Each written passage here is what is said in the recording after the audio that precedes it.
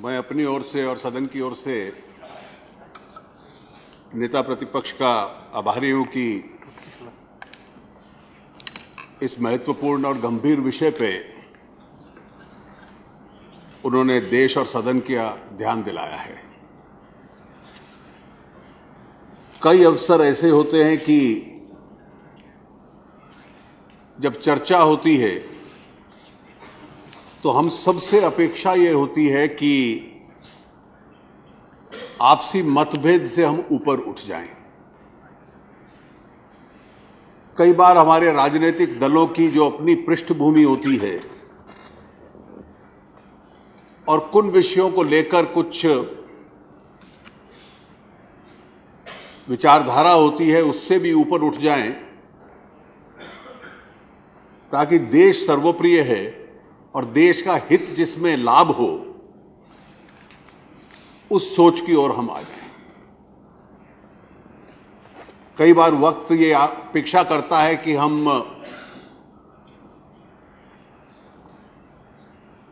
एक स्तर की एक स्टेट्समैनशिप दिखलाएं।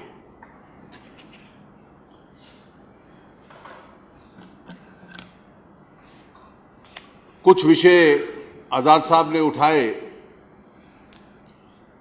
मैं बहुत ज्यादा उनमें नहीं जाऊंगा कि उनसे इस बात पे मेरी सहमति है कि कश्मीर घाटी की स्थिति बहुत गंभीर है। ये सच है कि बहुत अच्छी और सामान्य स्थिति कई दिनों से चल रही थी।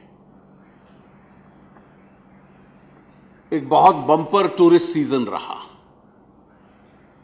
और स्वाभाविक है कि उससे एक पूरे विश्व में भी संकेत जाता है कि वहां सामान्य स्थिति है, वहां की अर्थव्यवस्था को भी बहुत लाभ होता है। और एक बहुत अच्छे टूरिस्ट सीजन के बाद, जिसमें उन्होंने कहा कि 40-40 जहाज रोज जा रहे थे,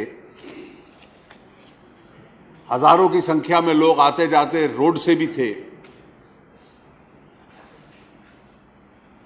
इसके बाद अमरनाथ यात्रा, और इस बार यह भी अपेक्षा थी कि यात्रा के दौरान भी बहुत अधिक संख्या इस बार रहेगी और उसकी व्यवस्था भी उसी हिसाब से हुई।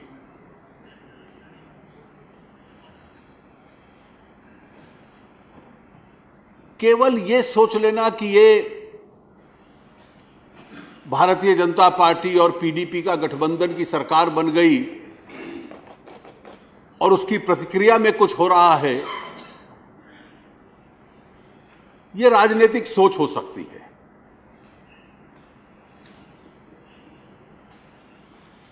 आज वो वक्त नहीं है कि मैं पूरा आजाद साहब की पार्टी का इतिहास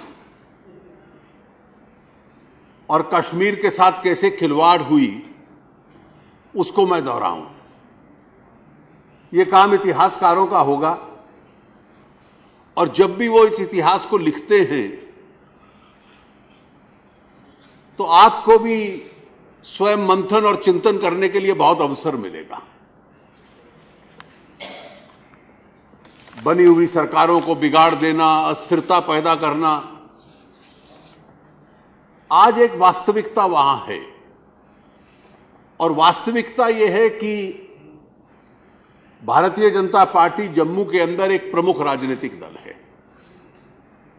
कुछ लेह लद्दाख में भी हमारा समर्थन है, घाटी में है लेकिन कम है। घाटी में पीडीपी का नेशनल कॉन्फ्रेंस का एक बेस है, कांग्रेस पार्टी का दोनों स्थानों पर बेस है, जम्मू में थोड़ा ज्यादा है और घाटी में थोड़ा कम है। और यह वास्तविकता वहां की राजनीतिक हकीकत है कि वहां की राजनीति का जो संघर्ष है वो डेमोक्रेटिक पॉलिटिक्स में कांग्रेस और बीजेपी एक दूसरे के खिलाफ हो सकती है, पीडीपी और नेशनल कॉन्फ्रेंस एक दूसरे के खिलाफ हो सकती है, लेकिन वहां की राजनीतिक लड़ाई एक दृष्टि से देश के बीच में और अलगाववादियों के बीच में है। The battle is between this country and the separatist. और उसमें इस वास्तविकता को, जो चुनाव परिणाम आए, उसमें यह स्पष्ट था कि वहां की घाटी की जो मेन स्ट्रीम पार्टीज हैं, पीडीपी और नेशनल कॉन्फ्रेंस, नेशनल पार्टीज को उनके साथ मिलकर वहां काम करना पड़ेगा। उनसे वैचारिक मतभेद भी हो सकते हैं और चुनाव का गणित भी कुछ ऐसा था परिणाम का कि उस गणित में से केवल एक सरकार निकल सकती थी। कांग्रेस और पीडीपी इकट्ठे हो जाते, सरकार नहीं बनती। कांग्रेस और एनसी इकट्ठे हो जाते, सरकार नहीं बनती। एनसी और पीडीपी इकट्ठे हो जाते, तब भी शायद ना बनती। और दोनों क्षेत्रों के रीजन्स के प्रतिनिधि के रूप में दो दल जिनको अधिक संख्या मिली थी और वो शायद उन क्षेत्रों के प्रतिनिधि भी बन गए थे, केवल उनके मिलने से बहुमत होता था, अन्यथा किसी का नहीं था। तो यह गठबंधन तो चुनाव परिणाम ने डिक्टेट करवा दिया था। Election results dictated this alliance. तो ऑप्शन बड़ी स्पष्ट थी कि यहां सरकार न बने और बनती है तो केवल यही बने। और इसलिए आपने भी यह प्रयोग किया। आपने पीडीपी के साथ भी मिलकर सरकार बनाई, एनसी के साथ मिलकर भी बनाई, क्योंकि आपको भी यह वास्तविकता लगती थी कि अगर अलगाववादियों से लड़ना है तो वहां पे जो डेमोक्रेटिक ताकतें हैं घाटी में, जो मेन स्ट्रीम पार्टीज हैं, उनके साथ मिलकर काम करना पड़ेगा। और अगर हम उस पोजीशन को ले लें तो वो किसी इतराज का कारण बन जाए, ये मेरी समझ में नहीं आता। ये पीडीपी और हम दोनों को मालूम है कि हमारे कई वैचारिक मतभेद हैं। आपके भी उनके साथ थे जब आप सरकार में थे। लेकिन देश की खातिर एक समझौता हुआ। लेकिन यह सामान्य स्थिति बिगड़ने का मूल कारण यह गठबंधन नहीं था। इस स्थिति को बिगड़ने का मूल कारण टेलीविजन पर दिल्ली में कोई कार्यक्रम आ जाए और जिन लोगों से हमारा मतभेद है वो लोग उस कार्यक्रम की चर्चा में शामिल हो जाएं, केवल उसकी वजह से स्थिति बिगड़ गई, ये अपने आप को हम धोखा देने का प्रयास न करें। यह बिल्कुल स्पष्ट है कि जब से यह देश आजाद हुआ और बंटवारा हुआ, हमारे पड़ोसी देश ने कभी भी यह स्वीकार नहीं किया कि कश्मीर घाटी भारत का एक हिस्सा है। Pakistan never reconciled to the idea of Jammu and Kashmir being a part of India. इसका मूल कारण यह है। और क्योंकि उन्होंने यह स्वीकार नहीं किया और एक नकारात्मक एजेंडा के आधार पर वो अपनी राजनीति चलाते रहे, और उस राजनीति चलाने के लिए उन्होंने तरह तरह के कदम उठाए। एक कदम यह भी उठाया कि 3 बार लड़ाई हुई, कन्वेंशनल वॉर हुआ, और कन्वेंशनल वॉर में पाकिस्तान यह समझ गया कि कन्वेंशनल वॉर के माध्यम से वो जीत नहीं सकते थे। जब कन्वेंशनल वॉर के माध्यम से नहीं जीत पाए और कश्मीर हासिल नहीं होगा, तो उन्होंने आतंकवाद का सहारा लिया। और 89, 90, 90 के से लेकर जो आपने कहा 27 साल, एक बहुत बड़ा अवधि काल था कि वो आतंकवाद का सहारा लेते रहे। और उस आतंकवाद के सहारे में सिक्योरिटी फोर्सेस भी शहीद हुई, इनोसेंट लोग भी मारे गए, आतंकवादी भी मारे गए। लेकिन एक दौर ऐसा आया था जब पूरे विश्व में इस बात की स्वीकृति समाप्त हो गई कि आतंक के माध्यम से आप कुछ हासिल कर सकते हैं, विश्व यह स्वीकार नहीं करेगा। Terrorism will never bear fruits for you. और दूसरा, आज पूरे विश्व की का स्वभाव भी उस आतंक के खिलाफ था। Global appetite against terror had been, what did it speak. और इसलिए 8-10 साल पहले यह भी देखने को मिला कि अलगाववादियों ने अपनी रणनीति थोड़ी सी बदली।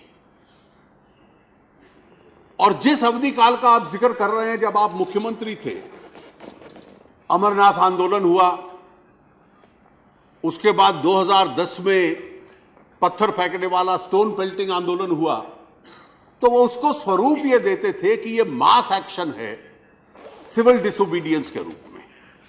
लेकिन उसमें हिंसा होती थी, और हिंसा ये होती थी कि जब हजारों की तादाद में एक पुलिस की पोस्ट के ऊपर हर आदमी 5-5, 10-10 पत्थर मारेगा तो वो अपने आप में हथियार बन जाता था।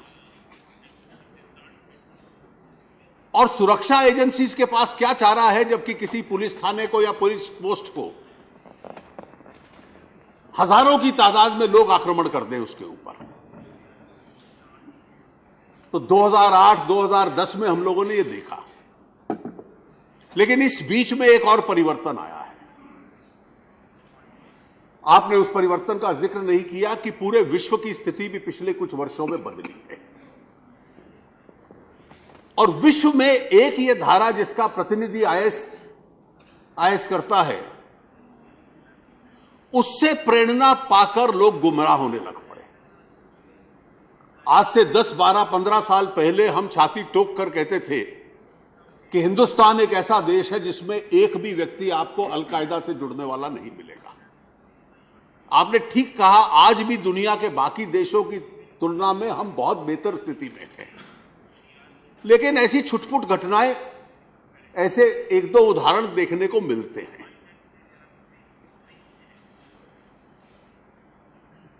और अलगाववादियों का जो आंदोलन था, वो भी इस विश्व के अंदर बदलती हुई धारा के साथ थोड़ा सा उस प्रभावित हुआ है। घटना मूल ये थी कि 8 जुलाई को जम्मू कश्मीर की पुलिस कुछ आतंकवादियों के बारे में जानकारी मिलती है, इनकाउंटर होता है, पुलिस को भी नुकसान पहुंचता है, वो आतंकवादी भी मारे जाते हैं। और आज के बदले हुए युग में जब सोशल मीडिया का इतना प्रभाव है, कम्युनिकेशन बहुत तेज है, यह नए प्रकार की आतंक था कि जिसको ग्लोरीफाई किया जाता था। एक प्रकार से नौजवानों को गुमराह करना और उसको प्रेरित करना, उनको एक ऐसा व्यक्तित्व आतंकवादी का बना था। और ऐसी छवि बन गई थी कि पूरे हिंदुस्तान की या कश्मीर की पुलिस या फौज उस व्यक्ति तक पहुंच नहीं पाएगी। जम्मू कश्मीर पुलिस की एक टुकड़ी अगर उसको पकड़ लेती है और काउंटर कर लेती है, तो यह कोई विरोध वहां सरकार बनी उसका था, यह कोई विरोध किसी मंत्री ने बयान दे दिया यह उसका था। यह विरोध, आजाद साहब अपने आप को हम गुमराह ना करें, वो इस बात का था कि जिस व्यक्ति को आतंक का अपना हीरो मानते थे, पुलिस की एक टुकड़ी ने उसको एनकाउंटर के अंदर लिक्विडेट कर दिया।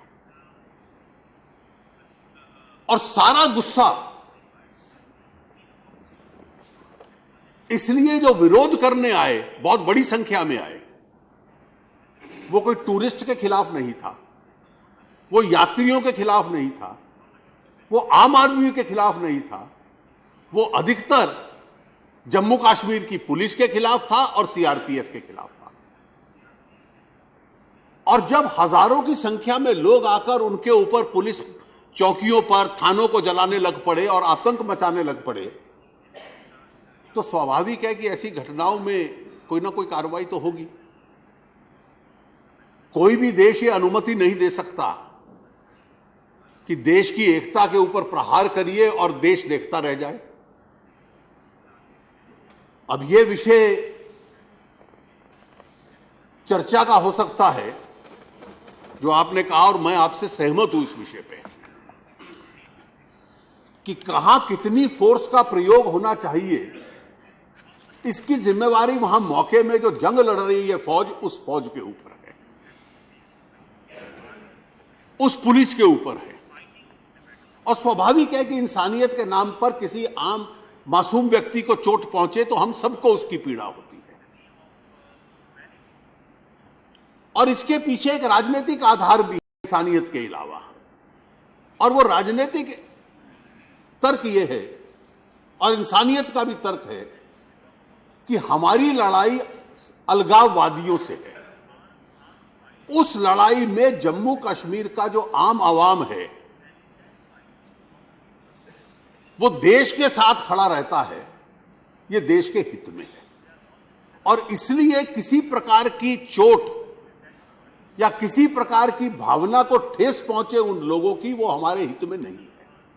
और इसलिए सुरक्षा फोर्सेस को भी संयम के साथ जितनी फोर्स चाहिए उतनी फोर्स का वहां प्रयोग इस्तेमाल करना पड़ेगा। लेकिन आज ये विषय केवल कांग्रेस और बीजेपी या हमारी भीतरी राजनीति का नहीं है।